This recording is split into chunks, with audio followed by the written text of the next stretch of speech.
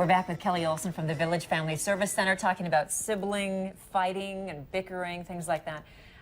Sometimes a little time out is okay, like a time away from each other?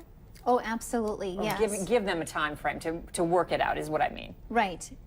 Yes, definitely. There's certain circumstances where there's no safety concerns. And so you can give your kids a time limit and just say, you know what, I'm going to let you guys handle this. I'm going to have you figure out a resolution to this. And sometimes it'll be a simple like rock, paper, scissors, whatever. Yeah. It doesn't matter. I mean, that's probably not the way that you and I would resolve things. But if it but works. It's the beginnings of conflict resolution. And so they do their little thing. They figure out what it is. You know, maybe I get the Xbox this time and you get it next time or whatever. I don't care. And I think it's important for parents to not really care, just to go back in and say, okay, did you resolve it? Yep, resolved it. Okay, what did you resolve? Who's getting it? And to tell them before you leave, I'm going to give you 3 minutes and and if you don't resolve it yourself, I will resolve it. And the way I'm going to resolve it is you both will lose Xbox. You both will be in your room. And give them some incentive to figure this out and give them a timeline, because it'll go on forever if you don't. And that gives them skills later in life too, right? Right, exactly. Yep. One of the things you mentioned in the break was practicing empathy. In other words, trying to take on the other person's point of view. What do you mean Right. specifically?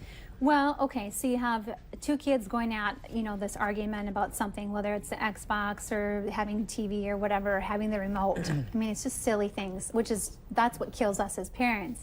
But, so to have them put each other in each other's shoes. So, if Andrea and I are fighting, I would try to put myself, the mom says to me, okay, so what is Andrea thinking? What is Andrea wanting? What is she trying to say?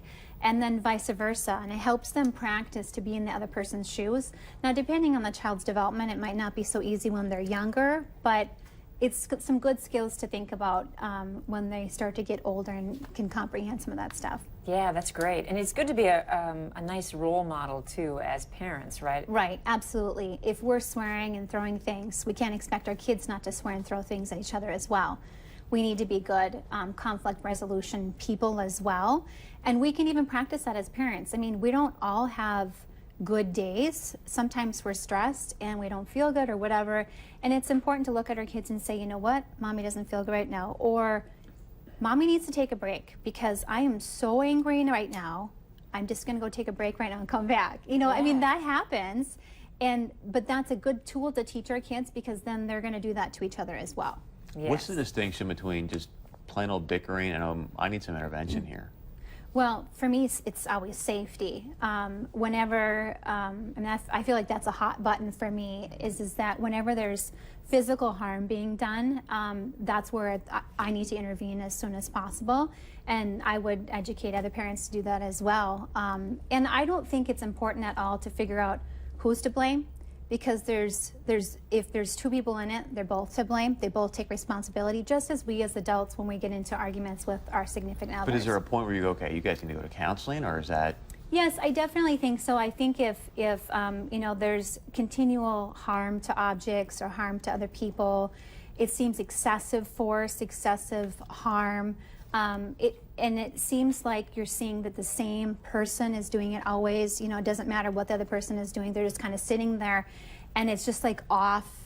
It comes from nowhere. Those are some things to be concerned about, and I think it would be important to get a consultation with a mental health person to figure out what's going on. One of them is overly aggressive, and you can tell there's a lot of aggression. Right. Yeah. Okay. And it could be, maybe depression or something's going on with the child. They're really upset. Maybe they're being bullied, and so they come home and take it on their younger siblings. But to get a mental health evaluation would be a good job. Try to figure it out. Yeah. Impartial person to come in, Right. counselor. Okay. Right. Thank you very much, Yeah. Kelly. We appreciate it. Hopefully none of these sibling arguments have caused holes in the walls, but in case they have, we're going to show you how to fix them. Absolutely. Next.